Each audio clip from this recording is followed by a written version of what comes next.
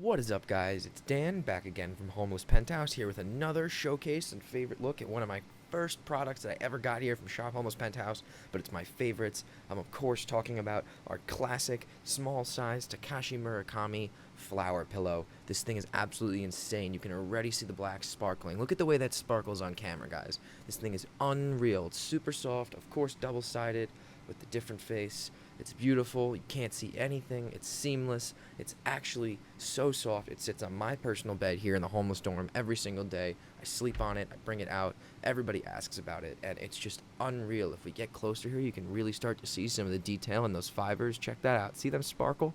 It's absolutely unreal. Both faces are, of course, stitched perfectly, and it's really just an all-around amazing buy.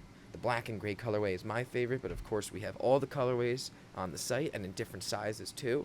I can't recommend this piece for enough. For yourself, for a gift, as an impulse buy, just get it. You won't regret it. Shop Homeless, guys. Take care.